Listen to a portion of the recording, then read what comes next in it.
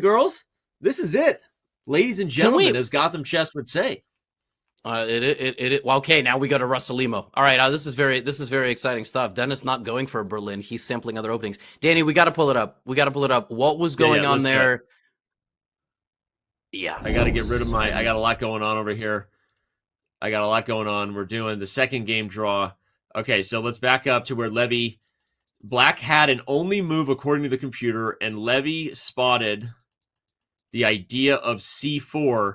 The reason is you can't take the pawn because of the same tactic that Denis allowed in the game, which is if you touch the pawn, discover check, Bob's your uncle, this move, and then Black wins the rook. For some reason my mouse is being slow. Apologies for that. Black wins the rook and should win. So, Levy, you were right. That was the tactic. And it happened again. In the game, it was CB rook d4. He hung 95. Rook takes d4. Hans, he just straight lost the game on the spot. What the? How did? What? It's mutual blind. It's one of those tactics where if you miss it in one line, you're likely to miss it in the other line because whatever he had already evaluated, he just wasn't seeing this discovery. And so Denis just undeniably got away with one there as we move on to the third game of the match. We're all right. Here we are. Oh wow, we've already got something wild. What is going on here? This is okay. Sorry, we got to keep the analysis. Just got to give us the opening. I know Levy and I are having fun, but buckle up because we have the microphone and mouse and you don't. So you're in for our ride, like it or not. So I play this line with Black. I play e6. I mean, when I was dabbling in the Russalimo, and the best line for White is this move b3. White trades the light squared bishop, puts everything on a light square, and it's very, very hard for Black to develop because Black has to be really careful with the doubled pawns. I have never seen this before. I have no idea. This is some cutting-edge Belarusian basement preparation versus some cutting-edge, wherever Hans is in the world right now, preparation. Like, Danny, what is going on? It looks like Black should be checkmated here. And Black is winning a pawn on d3, but to Levy's point, the light squares are a real problem. It looks like Black should be checkmated, but this is definitely... Oh, my God. This is definitely prep. What is this move?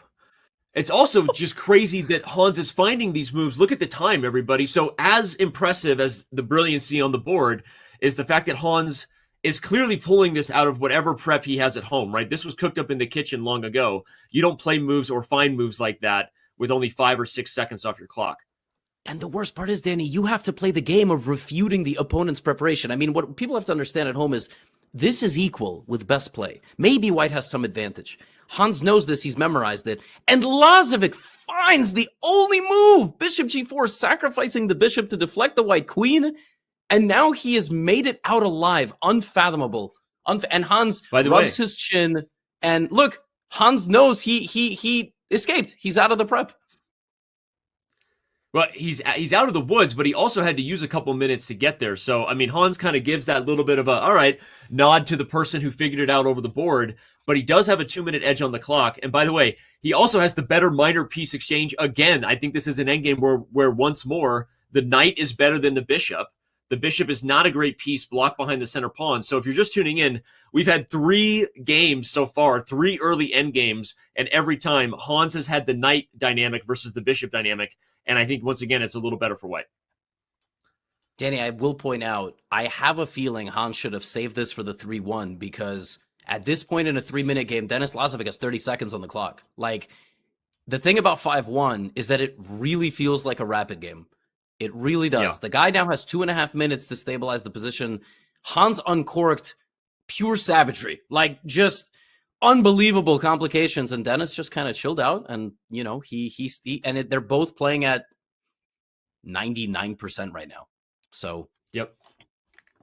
I think that is a great call, Levy. Honestly, I think that sometimes these matches are won and lost by those sort of strategic decisions about when you cork something out, when you don't, right? The meta, the game within the game.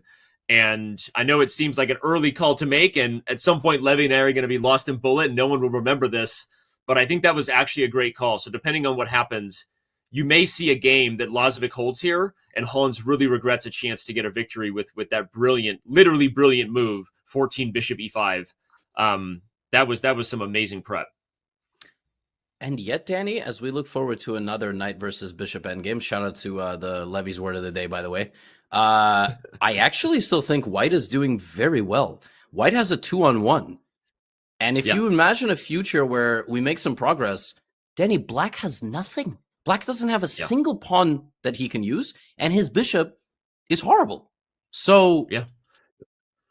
No, I agree. I stand by what I was saying earlier, despite maybe the missed opportunity or bad strategy to not play it in 3-1. I love the knight versus the bishop in this endgame. And one way you evaluate bishops, everyone, is based on the center pawns, because a bishop might be better, again, when there's pawns on both sides of the board, but not if the bishop can't move. And if all of your pawns are stuck on the same color square, White, put it this way, White is in control. Will Hans win? I don't know, but White is the only one who can win because of Black's lack of options.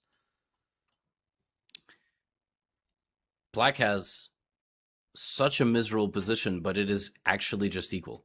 And if you trade the rooks, then White Then I like maybe White. can make some. Yeah. Then I think it's just might even just be straight up winning for White, because White can push the G pawn, trade, and promote.